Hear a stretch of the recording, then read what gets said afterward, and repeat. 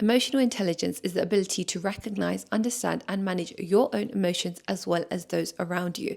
Now, the reason why so many people lack this skill is because they haven't been able to master their own emotions, let alone someone else's. So, I'm going to teach you how to tap into the raw, unfiltered truths of human behavior using dark psychology. So, number one is self-awareness. Until you make the unconscious conscious, it will direct your life and you will call it fate. So, to know yourself means that you must sacrifice the illusion that you already do. We think that we already know ourselves, we already understand ourselves completely, but truly we don't. Because if we did, we wouldn't be triggered by other people all the time and we wouldn't seek other people's validation. So don't just go with the flow of life. Understand why some situations and some people trigger you, because if you can't control your own emotions, you can't control anyone else's. It all starts with you. So step one is self-awareness. So there's a few reasons why we can get triggered by something that someone else is saying. So number one is that the other person is portraying us in a negative light. So we get defensive and we feel like we need to speak up and defend ourselves. And really, you don't need to do this because people talk smack all the time. You can't go around closing everyone's mouth. So you just need to be as you are. Protect your energy. No need to join that person's lower vibrational frequency. You just stay in your high vibe and don't even let it affect you. Number two is because they are saying something true and it's like them poking a wound that hasn't been healed. So you haven't been able to heal from that wound and it's like someone else is poking it and your unresolved traumas are basically resurfacing. Number three is that they are challenging your core beliefs. Now, usually if you get triggered by someone challenging or questioning your beliefs, it's because this is coming from your ego. You are getting triggered because of your ego, because your ego strongly identifies with those beliefs and it's like your identity. So your ego thinks that this is your identity and so it's feeling like hurt that someone's questioning it. So they don't like the fact that someone else is questioning it. So again, they get defensive. And when someone challenges their beliefs, they think it's a personal attack when really it might not even be intended in that way. That is why it's so important to be detached from the situation so that you can actually analyze the situation clearly and where people are coming from, because you just might start attacking someone and start being so defensive for no reason when the person didn't even mean it in that way. So if you like a video on detachment, defo like this video so I can get that done for you. So next time you're triggered by someone, you're going to take a step back and you're going to analyze the situation and find out, why am I feeling this way? Why is this situation triggering me? What are the words that they're saying? What is their behavior that is triggering me? So you need to ask yourself these things. So we're going to step out of our ego's grip and we're going to take a different approach so that we can evolve and refine our understanding of the world and others around us. Self-awareness is the foundation of it all, guys. If you don't know yourself, then other people will always end up triggering you. You will never have control over your emotions because you don't understand them. That is why self-awareness is key. It's the foundation what emotional intelligence is built upon. So you need to focus the most time on self-awareness and then everything else will come easy to you. Because once you understand yourself, you'll be able to understand others and why they do certain things. Or if they're doing something, you will know already what they're trying to do and you won't let it control you because you understand yourself. You understand your own emotions. You understand what the other person is trying to do to you. Because once you understand yourself, you know what your values are. You stand in your truth. And the thing is, you don't follow other people to be liked. You stand in your truth. And the thing is, other people will always come and follow that person because they like authentic people. People are always attracted to authentic people unless they are triggered by them. But the people who are triggered by them are still admiring that person. It's just coming from a lower vibration. So it's just jealousy. Whereas the other people that like the authentic person are looking at them with admiration. So it's basically the same thing, but one's looking at it from a jealous perspective and the other one's looking at it like with admiration. So everyone likes the authentic person because they stand in their truth. They know their values. They are aware of themselves and other people around them. So that is why self-awareness is key. So number two is emotionally intelligent people are non-judgmental, because judgment creates barriers. Now, it might not be a physical barrier, but there definitely will be an energetic one. Have you ever been in a room where someone came in and you felt threatened by them, maybe because of their money, their status, because of how beautiful they were? maybe one of these things triggered something within you, and then you already didn't like that person. Now, in your head, you've already created a situation in your head that you don't like this person, you feel threatened by them, so you just don't like them. You've already created an energetic barrier. So when that person comes up to you and starts speaking to you, you already feel like there's a tension between you two. Now, it's not because the other person is a bad person, it's because you already have put that thought in your mind and you've already created that barrier. That is why there's tension between you two. That person might be the nicest person, but because you've created that energetic barrier, you're going to feel tension between you two. And then you're going to be like, well, I was right. No, you wasn't right. You just manifested it into your reality. View people neutrally so that they can open up to you and have a stronger connection with you. Because once they feel like you are judging them, they will feel ashamed of telling you something. So that is why they will have a mask on. However, if they feel that you are open and non-judgmental and they see that by you not judging other people, then they will feel like they can open up to you and you can have a better relationship with them. Also, the more judgy a person is, the more judgmental they are of themselves,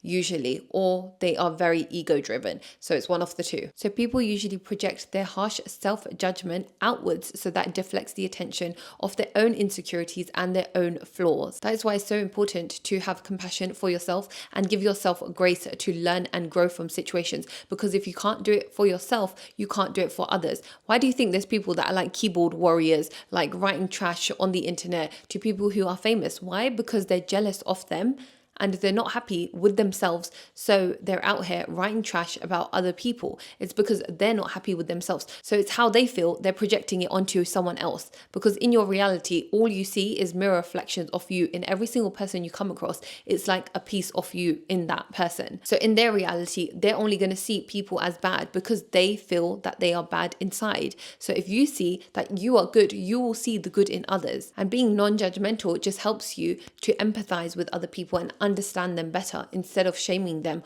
or just thinking you're superior to them. Number 3 is observe.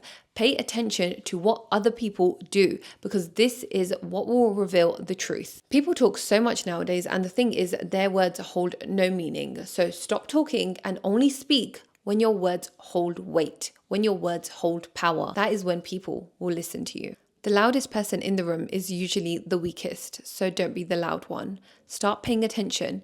Pay attention to the way people behave, the way their body language is, their eyes, their tone of voice. Pay attention to every single little detail, because this body language will help you to understand the emotions that the person is hiding. For example, if someone's lying to you, then their tone of voice might change. It might become high-pitched or it might become low-pitched. They might start fidgeting with their fingers. They might start looking around everywhere apart from your eyes. Their ears might start to burn up because their blood pressure is increasing, or their cheeks might start to flush. So you need to pay attention to all of these details to see what the person is hiding. Number 4 is the mirroring principle. Now, I've already spoken about this in my psychology tricks to be more attractive video. So if you want to check that out after this one, defo do. But the mirroring principle is you basically just reflecting other people's traits, behaviors, their tone of voice, little gestures. You're just reflecting it back to them. So this helps them to see a reflection of themselves in you, making you have a stronger connection with them. All people want to do is to find someone to relate to. They want to find someone who understands them. So mimic their posture, their gestures, their tone, their energy, so they feel like you're on the same wavelength. Another thing that you can do is reflect back their words to them that they say. So if they say, oh, this project is really frustrating me, you can say, I can understand how this project must be really frustrating for you. And then they'll think, oh my God, this person understands me so well. Literally, that is how they will think. So you can mirror back these little things like gestures, words, tone of voice, just so that they think that they are like on the same level as you and you guys are so similar. Don't overuse this trick though. Use it wisely. You only need to pick up small little gestures, small little words, so that they still see that you are being your authentic self whilst also building that strong connection. Number 5, this is my favorite one, strategic silence. Now, I love this one because silence makes people feel uncomfortable. And that means that they feel compelled to speak more and just babble on, and they will end up revealing themselves. If you listen long enough and if you listen attentively, people always tell you about themselves. So listen to their stories, observe their behavior. People will give themselves away Just give them time to. Also, if you pause and just listen, it gives the other person the ability to dive deeper into what they are saying and even just clarify any emotions or any opinions that they had. So talk less and listen more. Number 6 is emotional anchoring for self-control. Now, emotionally intelligent people always have self-control. They are always in control of their emotions regardless of the situation, because they show other people that no matter what you do, I will remain in control. I have the upper hand. Do not let the other person have the upper hand by letting them take you out of your character. You're not going to be here screaming and shouting, begging for attention. You will command attention and respect by the way you handle situations. Use a visualization to maintain control over your emotions in that situation. So when you're in a heated situation, tell yourself, I will not be taken out of my character. This is not me. My higher self does not behave this way. Keep telling yourself that. Or you can start visualizing yourself that you're in a calm environment, that you're in a calm, safe place, because your subconscious mind does not know the difference. So it will think that that is your reality. So imagine yourself either in a calm environment, or tell yourself, I do not behave this way. Someone else will not have the power of taking me out of my character. I have control at all times. Let people look crazy. You do not need to stoop to their level, because the thing is, these people, when they're screaming and shouting and trying to bring you out of your character, they want you to stoop to their level. So we're going to show them that no, we're not joining you down there, honey. No, we're not. We're going to stay up here, and you need to calm down so that you can come and talk to me, because I will not come and meet you at your level. So show them with your words and with your actions. When you speak with them, you speak with them in a firm voice, that you're not going to be here giving away control like that.